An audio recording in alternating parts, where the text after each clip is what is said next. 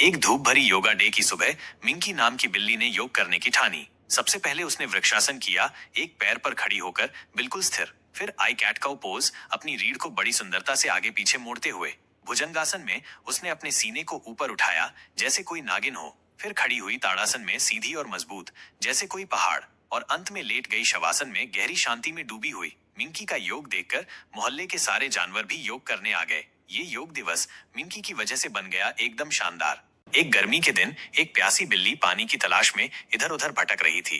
वो थक गई थी और उम्मीद खो चुकी थी। तभी उसे एक कौवा उड़ता हुआ दिखाई दिया। कौवा एक पुराने मटके के पास उतरा जिसमें थोड़ा सा पानी था। बिल्ली ने मदद मांगी। चतुर कौवे ने एक एक करके कंकड़ उठाए और मटके में डालने लगा। धीरे धीरे पानी ऊपर आ गया। बिल्ली ने खुशी से पानी पिया और कौवे का धन्यवाद किया। कौवा मुस्कुराया और बोला, जब भी हो सके दूसरों की मदद करो। दोनों पेड़ की छांव में बैठ गए। एक नई दोस्ती की शुरुआत। धूप भरी सुबह एक चालाक बिल्ली अपनी लाल स्कूटर पर जंगल की ओर निकली। वहां उसकी मुलाकात एक नन्हे शरारती हाथी से हुई। घर चलना है? बिल्ली ने म्याऊं करते हुए पूछा। जूम। दोनों बिल्ली के शानदार घर लौटे।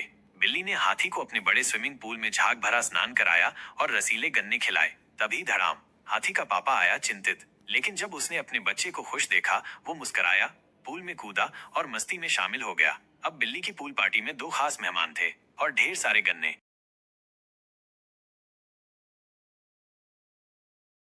एक बार की बात है, एक प्यारी सी बिल्ली अपने रसोई घर में खाना बना रही थी। उसने बड़ी मेहनत से दूध उबाला, सब्जी काटी और रोटियां बेलनी शुरू की। लेकिन अचानक उसका पंजा फिसला, बर्तन उलट गए, दूध फैल गया और सारी सब्जियां जमीन पर गिर गईं।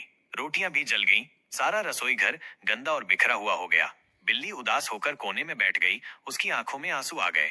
वो सोचने लगी, इतनी मेहनत की थी। लेकिन तभी उसके दोस्त एक कुत्ता और एक चिड़िया आए और बोले, कोई बात नहीं, हम सब मिलकर फिर से बनाएंगे। कृपया लाइक, शेयर और सब्सक्राइब करें।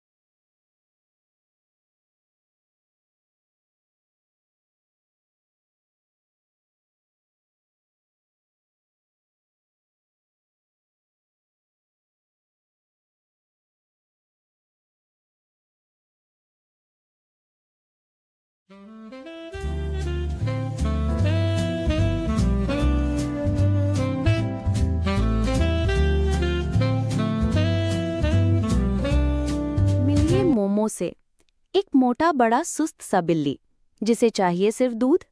म्याऊं। मिल्की। एक दिन मोमो की नजर आसमान में उड़ते एक छोटे से हवाई जहाज पर पड़ी जो पीछे पीछे दूध टपका रहा था। मोमो बोला, मौका है। वो दौड़ा, छतों पर चढ़ा, ट्रैम्पोलिन से उछला और धड़ाम, सीधा पकड़ लिया हवाई जहाज। अंदर पायलट चिल्लाया, ये तो दूध पहुंचाने वाला ड्रोन है। पर मोमो तो दूध में डूब चुका था, घूंट घूंट कर सब पी गया। अब जहाज हल्का हो गया, इधर उधर डोलने लगा।